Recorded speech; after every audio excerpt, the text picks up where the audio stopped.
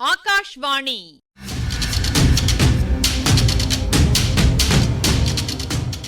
பொன்னியின் செல்வங்கள் வாசிப்பும் ஆய்வும். வாசிப்பவர் ராமசுவாமி சுதர்சன் அவர்கள்.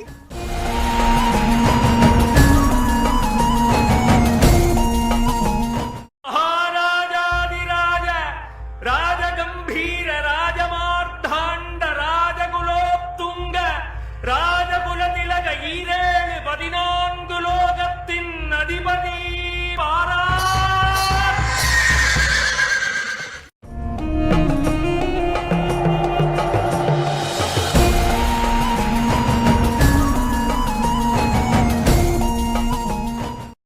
முதலமைச்சர் அனிருத்த பிரம்மராயருடைய இருப்பிடத்திற்கு திடீரென்று அப்போது குந்தவை பிராட்டி வர, அங்கே ஆழ்வார்க்கடியான், பூங்குழலி ஆகியோரை பார்த்த பிறகு மிகவும் ஆச்சரியப்பட்டு குந்தவை பிராட்டி அனிருத்தரிடம் சற்று சந்தேகத்திற்குட்பட்டு, ஏன் இந்த பெண்ணை இங்கே தெரிவித்திருக்கிறீர்கள், என்ன காரணம் என்று கேட்க, அனிருத்தரும் தான் ஒன்றும் தெரிவிக்கவில்லை என்றும் அவளாக இங்கே வந்திருக்கிறாள் என்றும் தயங்கிச் சொல்ல, இல்லை இல்லை உண்மையை சொல்லுங்கள் என்று சொன்ன பிறகு இவளுடைய அத்தையை தான் இங்கே வருவித்ததாகவும், ஆனால் இவள் அதற்கு பதிலாக இங்கே வந்திருப்பதாகவும் கூறுகிறாள். உடனே குந்தவை, ஓ, சேந்தன் அமுதனுடைய அம்மாதானா என்று கேட்க, இல்லை இல்லை, இலங்கையிலே இன்னொரு பெண், இவளுக்கு ஒரு அத்தை இருக்கிறாள், அவளால் வாய் பேச இயலாது, அவளை தருவிக்க நினைத்ததாகவும் இவள் இங்கே வந்துவிட்டதாகவும் அனிருத்தர் ஒருவாறு தெரிவித்து முடிக்கிறார். குந்தவை தேவி சொல்லி முடியாத பரபரப்பை அடைந்து, உண்மையாகவா? அந்த பெண்மணி இப்போது இங்கே இருக்கிறாளா? நான் உடனே பார்க்க வேண்டுமே என்று சொல்லிக்கொண்டே பீடத்தை விட்டு எழுந்தாள். மன்னிக்க வேண்டும் தேவி, வெற்றி கிட்டும் சமயத்தில் இந்த பெண் குறுக்கிட்டு காரியத்தை கெடுத்து விட்டாள் என்றார் முதன் மந்திரி. குந்தவை மிக்க ஏமாற்றத்துடன் திரும்பவும் உட்கார்ந்து, பூங்குழலி, இது உண்மைதானா? என்ன காரியம் செய்துவிட்டாய் என்றாள். தேவி, என் அத்தையை அழைத்து வருவதற்கு முதன் மந்திரி கையாண்ட முறையை கேளுங்கள், அப்போது என் பேரில் குற்றம் சொல்ல மாட்டீர்கள் என்றாள் பூங்குழலி. பிறகு முதன் மந்திரி நடந்தவற்றை சுருக்கமாக கூறினார். கேட்டுக்கொண்டிருந்த இளைய பிராட்டி, அப்படியானால் இந்த கோட்டைக்கு பக்கத்திலேதான் எங்கேனும் இருக்க வேணும், தேடி பார்க்கலாமே என்றாள். நல்ல வேளையாக தேடி பார்க்க வேண்டிய அவசியம் கூட இல்லை. சேந்தன் அமுதன் குடிசையில் இன்று காலையில் பார்த்ததாக என் சீடன் சொல்லுகிறான் என்றார் முதன் மந்திரி. அப்படியானால் ஏன் வீண் காலதாமதம்? மற்ற காரியங்களெல்லாம் அப்புறம் பார்த்துக் கொள்ளலாம். நாமே போய் அழைத்து வருவோம். தாங்கள் வருவதற்கில்லாவிட்டால் நான் போய் வருகிறேன். வானதி, புறப்படு, போகலாம் என்றாள். ஆழ்வார்க்கடியான் அப்போது குறுக்கிட்டு, தேவி, சற்று யோசித்துச் செய்ய வேண்டும். புதிய மனிதர்கள் கூட்டமாய் வருவதைக் கண்டால் அந்த அம்மாள் மிரண்டு ஓடத் தொடங்கி விடலாம். பிறகு புயலை பிடித்தாலும் அந்த அம்மணியை பிடிக்க முடியாது என்று சொன்னார்.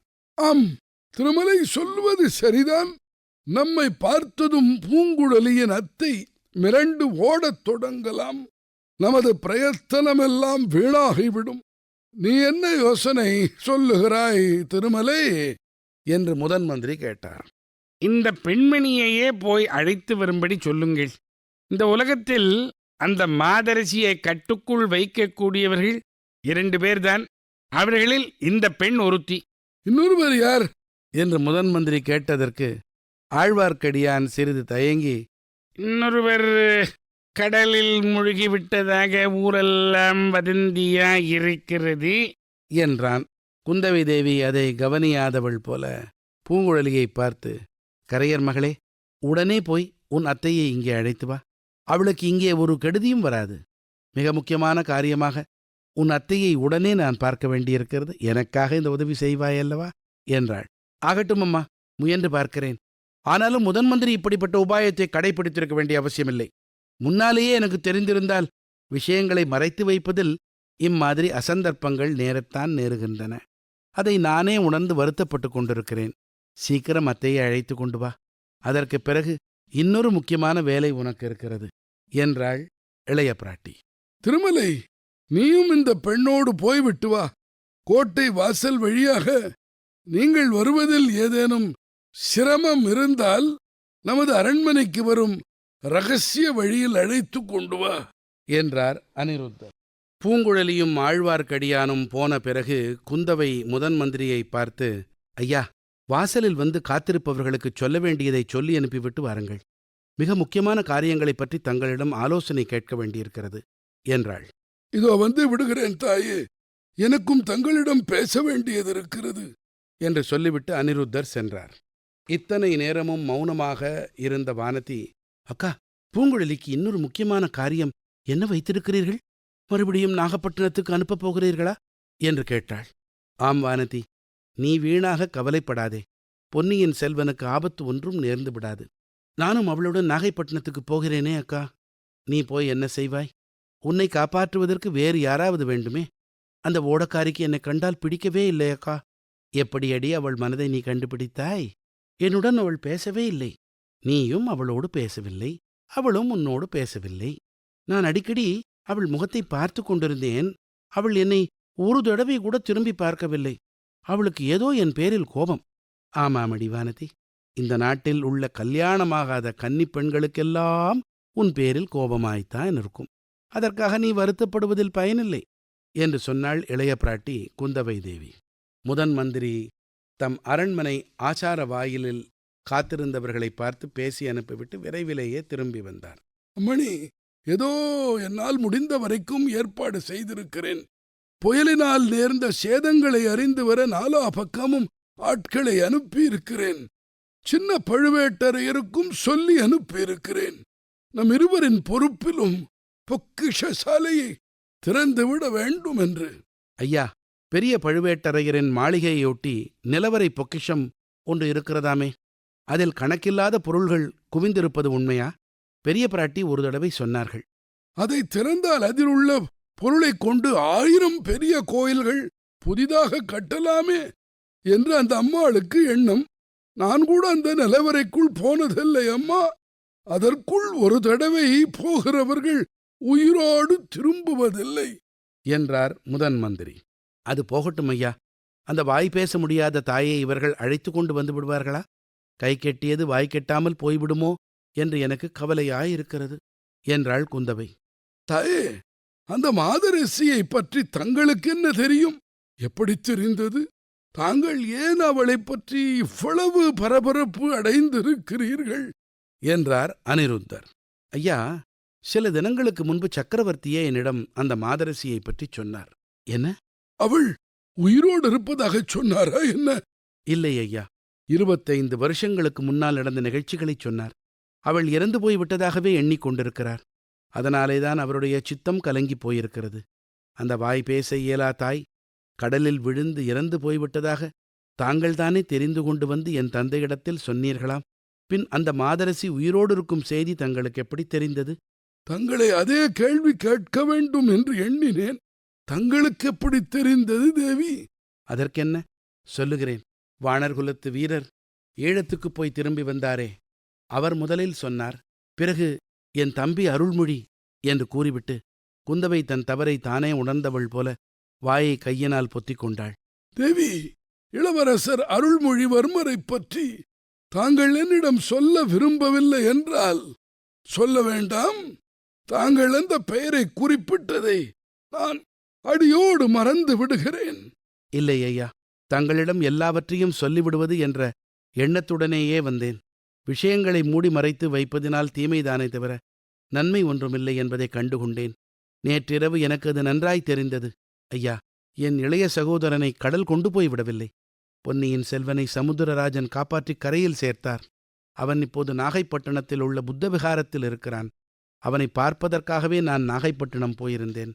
ஆனால் தங்களுக்கு இது எல்லாம் தெரியும் என்று ஒரு சந்தேகம் உண்டு எனக்கு. தாங்கள் சந்தேகித்தது நியாயமே. ஆனால் தேவி, தெரிந்ததாக நான் காட்டிக்கொள்ளவில்லையே. வேறு யாருடைய காரியத்தில் தலையிட்டாலும் தங்களுடைய காரியத்தில் தலையிடுவதில்லை என்று வைத்துக் கொண்டிருக்கிறேன். என்னுடைய ஆட்களுக்கும் அவ்விதமே கட்டளையிட்டிருக்கிறேன். தாங்கள் செய்வது எதுவுமே உசிதமாகத்தான் இருக்கும் என்பது என் நம்பிக்கை. நானும் மலையமான் கொடும்பாளூர் வேளானும் அடிக்கடி பேசிக் கொண்டிருக்கிறோம். இளைய பிராட்டி மட்டும் ஆண் பிள்ளையாய் பிறந்திருந்தால் இந்த அகில உலகத்தையும் சோழர்களின் வெண்கொற்ற குடையின் கீழ் கொண்டு வந்து தனியரசு செலுத்தி ஆண்டு வருவாள் என்று. இப்பகுதியின் ஆய்வினை வழங்குகிறார் ஐங்கரன் அவர்கள். ஒருத்தர் பாராட்டிக்கவோ குற்றஞ்சாட்டிக்கவோ பரபரப்பான இந்த தருணம் ஏற்றது அன்று என்பதால தேவையில்லாத பேச்சை இளைய பிராட்டி தவிர்ப்பதை கவனிச்சுக்கிட்டு வரோம். மந்தாக்கினி தேவியை அழைச்சிக்கிட்டு வர்ற பூங்குழலி அனுப்புறா. அதுக்கப்புறம் இன்னொரு முக்கியமான வேலையும் இருப்பதாக சொன்னதை கேட்டோம். இந்த குறிப்பை எடுத்துக்கிட்டு அனிருத்தரும் தம் சீடனை பூங்குழலிக்கு துணையா போக சொல்றார். பாருங்க, நாகைப்பட்டினம் பத்தின பேச்சு எழுந்ததுமே வானதியின் மனசுல பெரிய கிளர்ச்சி ஏற்படுது. காரணம், பொன்னியின் செல்வர் பூங்குழலி 2 பேரும் சம்பந்தப்பட்டிருக்காங்க. அந்த ஓடக்காரிக்கு என்னை கண்டால் பிடிக்கவே இல்லை அக்கா. எப்படி அடி அவள் மனத்தை கண்டுபிடித்தாய்? என்னுடன் அவள் பேசவே இல்லை, நீயும் அவளோடு பேசவில்லை, அவளும் உன்னோடு பேசவில்லை. இந்த உரையாடலை கேட்டோம். நேயர்களே, 1932, அதாவது இந்த நெடுங்கதையை எழுதுறதுக்கு 18 ஆண்டுகளுக்கு முன்னால பேச்சின்பம் என்ற தலைப்பில் கல்கி அவர்கள் எழுதின கட்டுரையின் ஒரு பகுதியை பார்க்கலாமா? சிறு பிள்ளைகளுக்குள் ஒருவருக்கொருவர் மனஸ்தாபம் வந்தால் அவர்கள் கொடுக்கும் பெரிய தண்டனை என்ன? உன்னோடு பேசுவதில்லை போ என்பதுதான். சிநேகத்துக்கு அடிப்படை பேச்சு. பேச்சு இல்லாவிட்டால் சிநேகம் இல்லை. பெண்கள் இல்லாவிட்டால் கலகம் கிடையாது என்று சொல்வார்கள். இதற்காக உலகில் பெண்களே வேண்டியதில்லை என்று தீர்மானித்து விடலாமா? இதில் ஒரு சங்கடம்தான் இருக்கிறது. பெண்கள் இல்லாவிட்டால் கலகம் இல்லாமல் இருக்கலாம், ஆனால் அதோடு உலகமும் இல்லாமல் போய்விடும். அவ்வாறே பேச்சில்லாவிடில் கலகம் இல்லாமல் இருக்கலாம், அத்துடன் சிநேகமும் இல்லாமல் போய்விடும். இப்படி நம் சிந்தனைக்கு நிறைய தந்திருக்கார் ஆசிரியர். விஷயங்களை மூடி மறைப்பதால தீமைதானே தவிர நன்மை ஒன்றுமில்லைன்னு அனிருத்தரை ஒட்டி குந்தவை பணிவாக சொன்னதும் அவர் பூரிச்சு போயிடுறார். அவ மட்டும் ஆணாக பிறந்திருந்தால் இந்த உலகத்தை வெண்கொற்ற குடையின் கீழ் கொண்டு வந்து தனி அரசு செலுத்துவாள்னு தம்மை போன்ற ராஜ தந்திரிகளுடன் கருத்து பரிமாற்றம் பண்ணிக்கிட்டதை நினைவுபடுத்துகிறார். வெண்கொற்ற குடை அரசனின் ஆட்சி அதிகாரத்தை குறிக்கிற முக்கியமான சின்னங்கள்ல ஒன்று. கொற்றம்னா வீரம், வன்மை, ஆட்சி, நேர்மை. சோழ மன்னனின் வெண்கொற்ற குடை முழு நிலவின் தன்மையையும் முடுக்கையும் கொண்டிருக்குதாம். முன்னீர் நாப்பண்னு தொடங்கும் புறநானூற்று பாடல்ல வர சொல்லோவியம். திணை பாடான், துறை குடைமங்கலம். நல்லது, அடுத்த பகுதியில் சந்திப்போம்.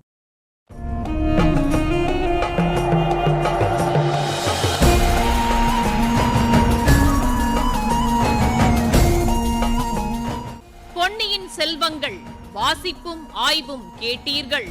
வாசித்தவர் ராமசுவாமி சுதர்சன் அவர்கள். ஆய்வினை வழங்கியவர் ஐங்கரன் அவர்கள். படைப்பு சென்னை வானொலி நிலையம்.